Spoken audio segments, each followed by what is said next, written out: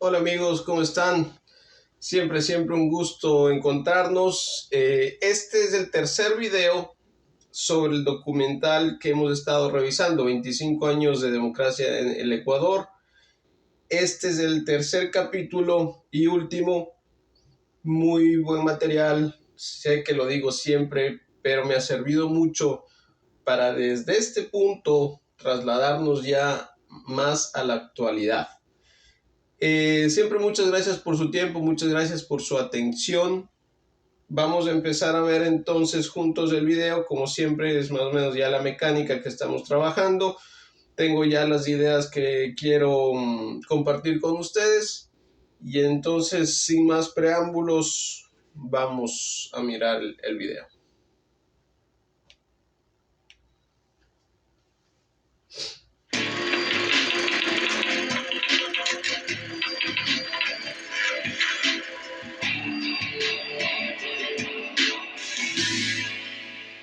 Señor doctor Osvaldo Hurtado Larrea, ¿acepta usted el cargo de vicepresidente de la República para el que fue electo por el pueblo ecuatoriano en los comicios? Debemos lamentar y llorar el destino fatal que la historia nos ha impuesto en este año 1981.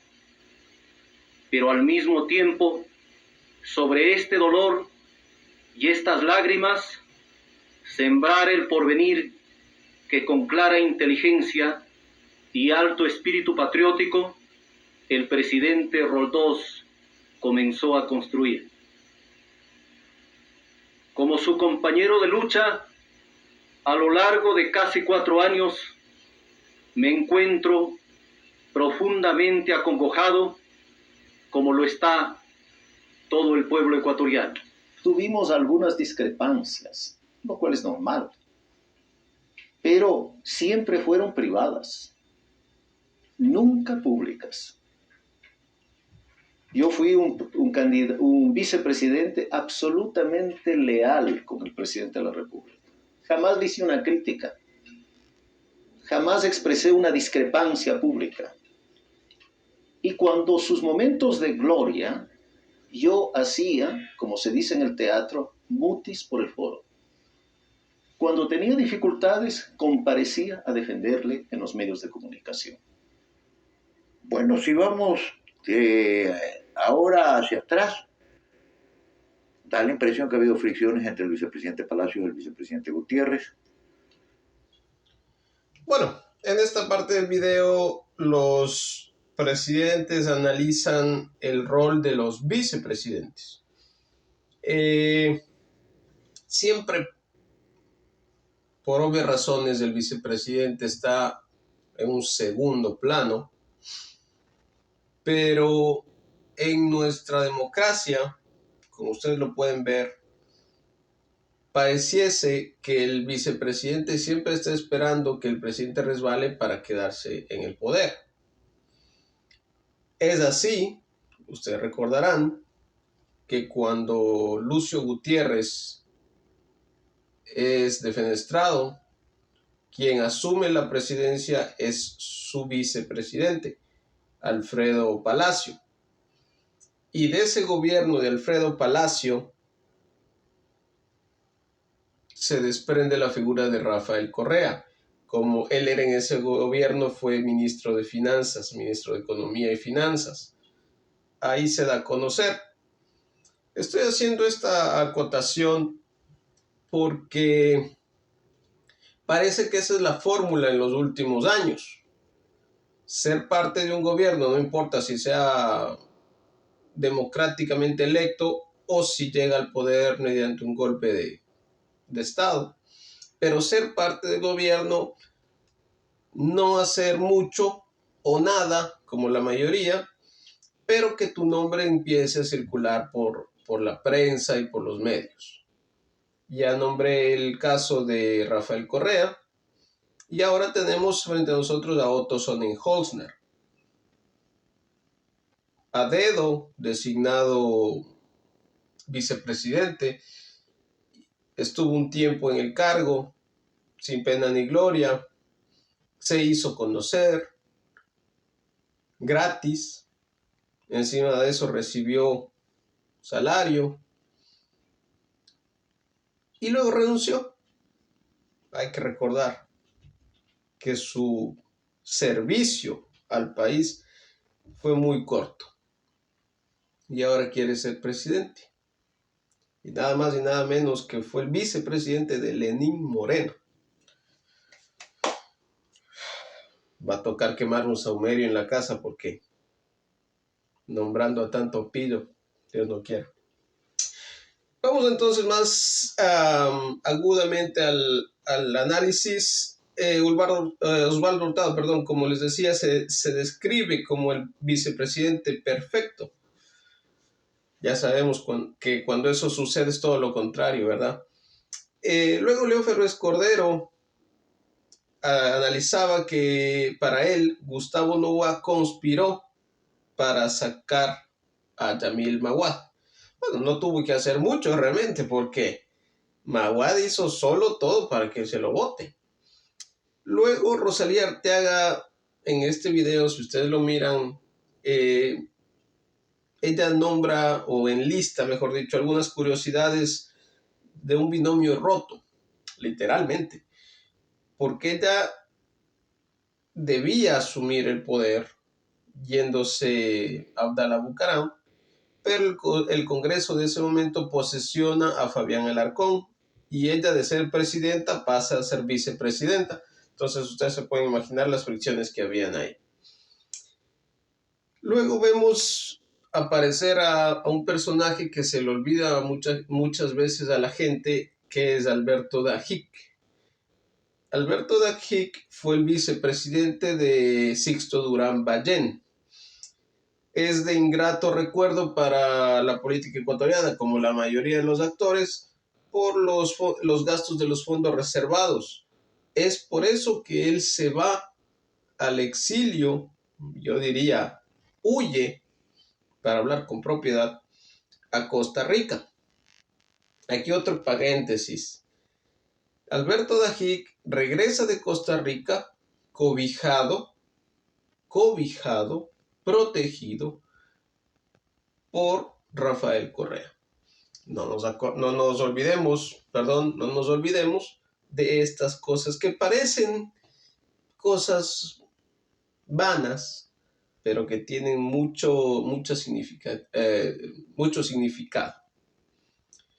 León Febres Cordero habla sobre justamente Alberto Dajic y los fondos el gasto de fondos reservados, pero León Febres Cordero va más allá y dice que Dajic cometía peculado y se llevaba el dinero en fundas de hielo de una empresa en el litoral ecuatoriano. Bueno, ¿quién mejor que un delincuente para conocer a otro delincuente, verdad?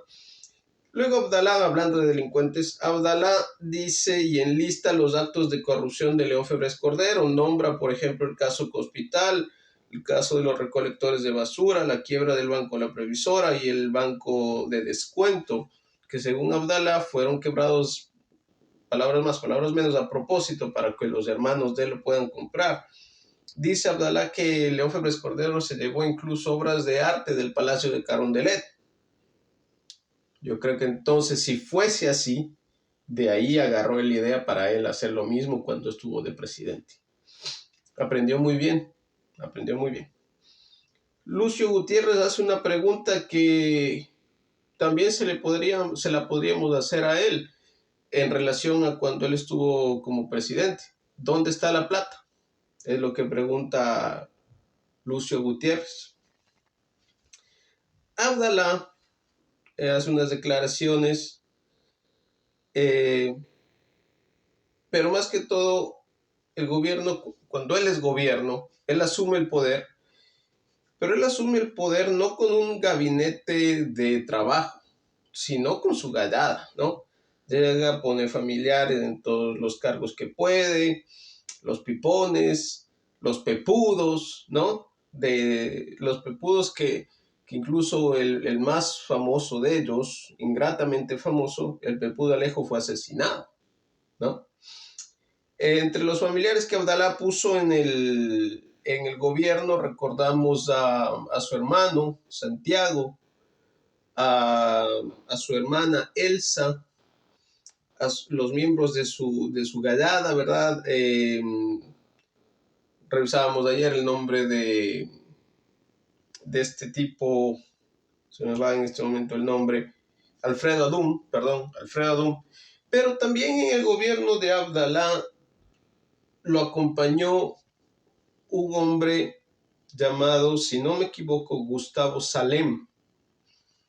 De él vamos a hablar en otro video, porque es que en el gobierno de Abdalá llegó mucha gente que operó tras bastidores, pero que hoy vuelve a la palestra en el mismo modo, operando tras bastidores. Es importante tener eso en cuenta. Por eso quiero revisar la historia para que nos pongamos al punto de hoy en perspectiva y veamos la realidad, ¿verdad? En el gobierno de Abdalá tuvo él una ministra de Educación. Ustedes recordarán el sonado caso de corrupción de la mochila escolar. Esa señora se llama Sandra Correa. Ella estuvo inmersa en el caso de corrupción de la mochila escolar. Tenía título profesional falso. Ella sí tenía título profesional falso. Tanto así que la Universidad Central del Ecuador desconoció toda esa situación y la expuso, obviamente, a la verdad. Pero el día de hoy, esta misma señora Sandra Correa es parte de la facultad, del directorio de la facultad. Si no estoy mal informado, me parece que es decana incluso. Quisiera ser más preciso. Pero ella está enrolada, digámoslo así, en el directorio de la Universidad Técnica Equinoccial, UTE. Más precisamente en la Facultad de Derecho.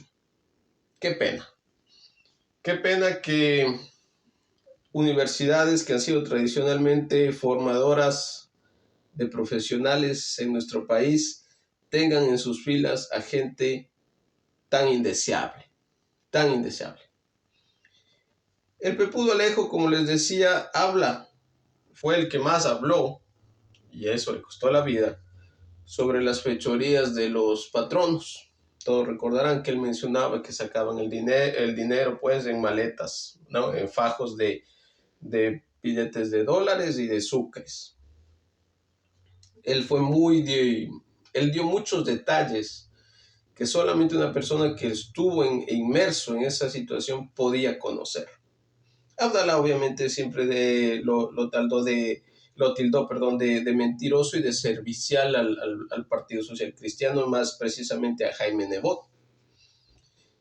Abdalá habla también de los pagos a los diputados para vastos propósitos. Palabras más, palabras menos, él habla sobre un hombre del maletín. Ningún gobierno va a reconocer, por más que haya pruebas de que existe un hombre del maletín. El hombre del maletín es el encargado de pagar a los diputados para que se aprueben o se bloqueen X, Y o Z proyectos de ley. ¿De dónde sale el dinero?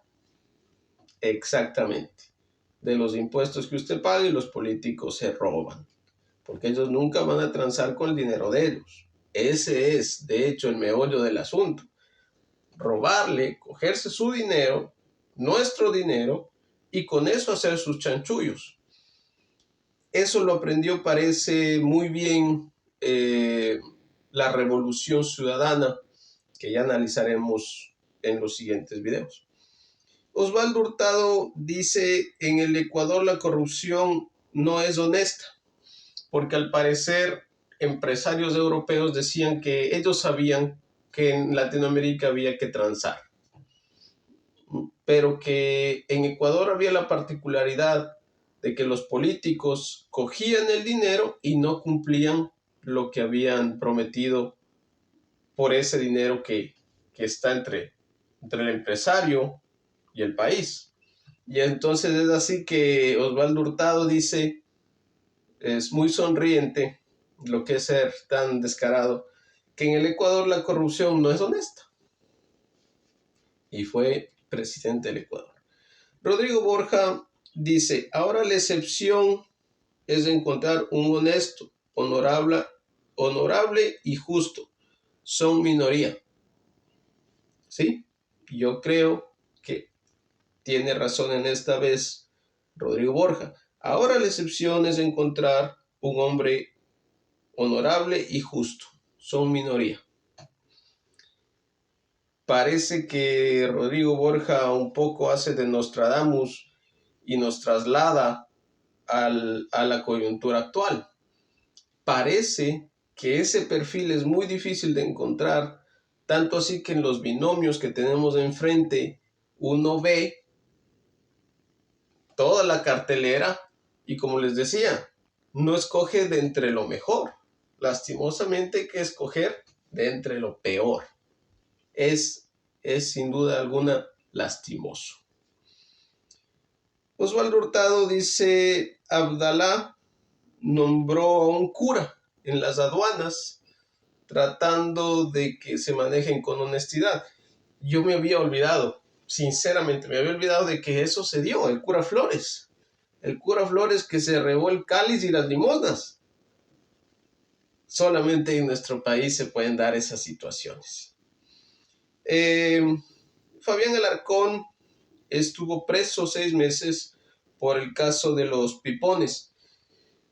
Este caso de los pipones me trae como un flash a la mente a Arauz, el binomio de Luisa González, porque Arauz fue funcionario del Banco Central, trabajó durante algunos años, pero nunca asistió a trabajar. Más sin embargo, el sueldo sí se cobraba todos los meses con toda la puntualidad. Es por eso que les digo que es penoso que tengamos que votar por esa clase de gente. Digo tengamos porque el voto es obligatorio. Ya más adelante yo daré mis apreciaciones de qué cambios se deberían hacer en el país y ese es uno de ellos. El voto debería ser voluntario. Ya explicaré el por qué. En estos años, Aspiazu Seminario, ¿verdad? El banquero valga pues la redundancia, el Banco del Progreso, va preso justamente porque él pensó que él estaba sobre el bien y el mal. Él había puesto 3 millones de dólares como donación a la campaña de Yamil Maguad. Entonces él pensaba que con la donación que hizo, pues él estaba listo para seguir haciendo sus fechorías. Pero cae preso y esto abre un abanico que destapa los tejes y manejes oscuros del Partido Democracia Popular, de Ingrato, recuerdo.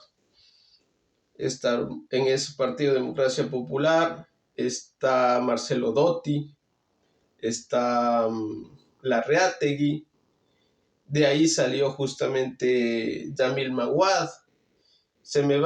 Me acuerdo de un señor calvito Rivera, deplorable también. Eso destapó muchas cosas que, vuelvo y repito, como la historia se va repitiendo, nos trae a la coyuntura actual. Osvaldo Hurtado dice que él diagnosticó la corrupción. Bueno, no está descubriendo nada nuevo. Lastimosamente en el país es una práctica muy normal. León Febres Cordero señala, en este país no hay lógica, pero la gente escogió lo que escogió. Él se está refiriendo a la presidencia de Abdalá Bucaram, ¿no? Abdalá Bucaram, que le gana la presidencia a Jaime Nebot. Me parece que esta era la tercera vez que Bucaram corría para presidente y me parece que esta era la segunda vez de Jaime Nebot. Abdalá justamente dice, Ecuador tiene la peor clase política, la más corrupta. Si lo dice Abdalá, que ha sido parte de la peor clase política y la más corrupta, es para creerle. Es para creerle. Porque si de corrupción hablamos, son ellos sí yo creo que sería como una pelea por el título entre Bucaram y Rafael Correa, por ejemplo. Aunque lastimosamente en nuestra clase política todos son pesos pesados del robo al pueblo, del robo a las arcas del Estado. Abdalá también dice, Osvaldo Hurtado, me confundí, como se parecen tanto. Osvaldo Hurtado dice, palabras más, palabras menos, para que vean qué pequeña es la política ecuatoriana. Es cierto, es cierto. Pareciese que hay gente nueva, pero no es así. Ellos son los títeres, pero el titiritero son los mismos. Ya de aquí nos desprenderemos en los siguientes videos a analizar a los binomios, quiénes son en realidad y quién está detrás de cada uno de ellos. Y nos vamos a dar cuenta que estas palabras tienen mucho sentido. Es por eso que me he tomado 3 videos, 3 espacios de su tiempo para refrescarnos la memoria. De aquí en adelante, como les digo, analizaremos más la actualidad, pero no nos olvidemos de los nombres propios que han ido saltando por ahí. 2 que he nombrado, Alfredo Adún y Gustavo Salem. Por favor, no se olviden de esos nombres porque en los próximos videos iremos atando cabos y veremos quiénes son los serviles a esos jefes de la mafia política de nuestro país. Sin más, en este video me despido. Si quieren, miremos juntos un poco más del video. Pero les agradezco siempre su tiempo, su atención. Espero que estos videos hayan sido útiles para refrescar un poco nuestra memoria. Ya de aquí para enfrente iremos ya más sobre la actualidad, como les decía. Siempre muchas gracias por su tiempo, muchas gracias por su atención. Sepan disculpar cualquier limitación, pero como les había dicho, este espacio es un espacio creado con mucho cariño y esperando siempre que cuando vayamos a votar no lo hagamos porque toca o porque sí, sino lo hagamos con conciencia de que primero esa gente por la que estamos votando no son superhombres y que segundo, el voto es algo muy importante. Muchas gracias otra vez por su tiempo. Espero que todo les vaya muy bien. Por favor, cuídense. Sobre todo si ven algún partido político haciendo campaña alrededor de ustedes, tanto en su trabajo como en su casa. Cuídense mucho. Les deseo lo mejor y que todo siempre les vaya muy, muy, muy bien. Muchas gracias por su tiempo y nos vemos muy pronto.